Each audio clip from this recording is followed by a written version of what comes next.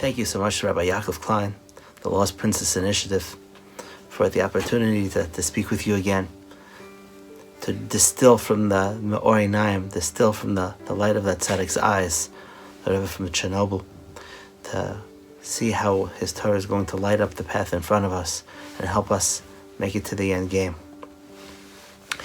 The Rebbe says, Hine al derech mashal misha rotze lahaskil lechavero. Derech mashal, when a person wants to express something to their friend, sometimes they don't say it straight out. They don't say it in a way which is clear, but they use an allegory, they use a mashal, they tell a story, they try to make a point without making the point specifically. Sometimes the point is too big for what the recipient can hear or what this person who's speaking can say. So they mask it and they enclose it and they try to give it over in a way which hopefully the other person will get the point. Because by listening to the story, that within the story, the keys to unlock it are there. This is a yesod in all of our communication.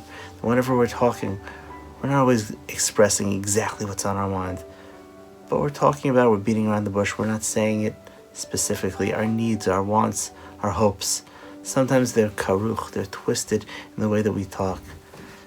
And we're hoping, we don't realize that that's what we're doing, but we're giving away the keys to answer the mystery of our heart, the story of my life, trying to understand what is it that I'm looking for, what is it that I'm hoping, and how the two of us, the two people who are speaking, can sort of try to solve that together, solve that riddle together.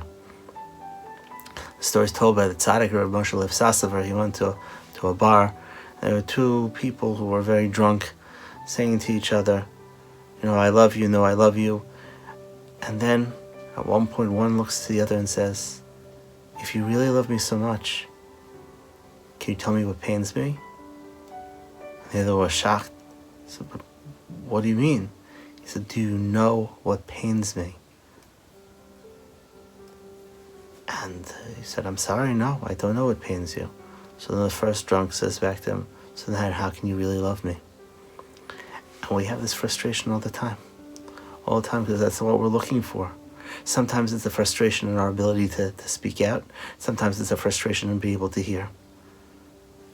We need to listen, because inside, when someone's speaking to you, they're giving you the key to unlock their heart. If we listen close enough, if we hear close enough, we have the ability to unlock the mystery of their heart, to expand the shlemut lashon kodesh, to hear what they're really trying to say in their own language. So the Rebbe continues, if that wasn't a big enough yesod, it's an even bigger point.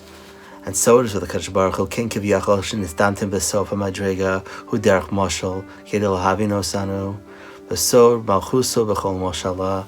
So the Kadosh Baruch Hu, his malchus is on everything that he rules, but his malchus is also in all of the mashal. Kadosh Baruch Hu is telling us a story also. He's giving over to us in this world. It's also a mashal. He's trying to talk to us. He's trying to get to us. But we have to listen. We have to unlock it. I believe it was either the tzaddik, the Chernobyl, or maybe it was one of his holy descendants who found their grandson crying. And they asked what happened. And he said, well, we're playing hide and seek. But everybody left and nobody was looking for me. It was my turn to hide and nobody was looking for me anymore. And I believe it was Chernobyl Magid said, it's so hard. The Rebbe Shalom also. He's hiding, but everybody stopped looking. Everybody stopped looking. Kadosh Baruch Hu hid himself in the mashal. And it's upon us to try to find him, but we have to remember that we're supposed to be looking. We're supposed to be looking because then when we can pick up the key, we can unlock the door.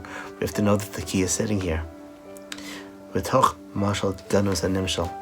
And it's here for us to try to decode it. It's here for us. And coming up on Shavuos now, the Hachana for Matan Torah, we know the Torah is called, one of the names is the Mashal Kadmoni. It's called the oldest mashal, the oldest story. Because Baruch Hu says, look, it's the Mashal Kadmoni, that from bad comes bad and from good comes good. that the Torah, when I unlock it, Baruch Hu says, look, I've written myself into the Torah, but you have to look for it. Our learning, our davening, our mitzvahs, our entire world, it all depends on us realizing that the key to it is resting in front of us. The key to understanding all of it, to finding HaKadosh Baruch Hu in the most mundane of my life, and even in the parts of the Torah, it seems the most difficult to wrap our head around. The most intricate halachas, HaKadosh Baruch Hu is waiting for us there too. Waiting for there too. But only when we realize that the key to the mashal is waiting for us in the nimshal. And that's why, and that's the whole of this initiative. Rebbe Menachem said, along the way I told the story, and everybody who heard did tshuva. Because they all recognized it as Rabbi Yaakov calls it, the story of our lives. I recognize that this is the whole of the story of my life. And I just need to unlock it. And if I unlock it, I'll find the Kedushas Baruch Hu, and I'll find the princess, and I'll find myself. Let's pick up the key. Let's unlock our mashal. Unlock the mashal of ourselves, our friends, the Torah, the world. And then, ayin v'ayin tiru, v'shuv Hashem tzion. We'll see with our very own eyes that He was standing here the entire time with us. Hashem should be a gewaldike kabbalas haTorah b'simcha penimiyus. Thank you again so much for the opportunity.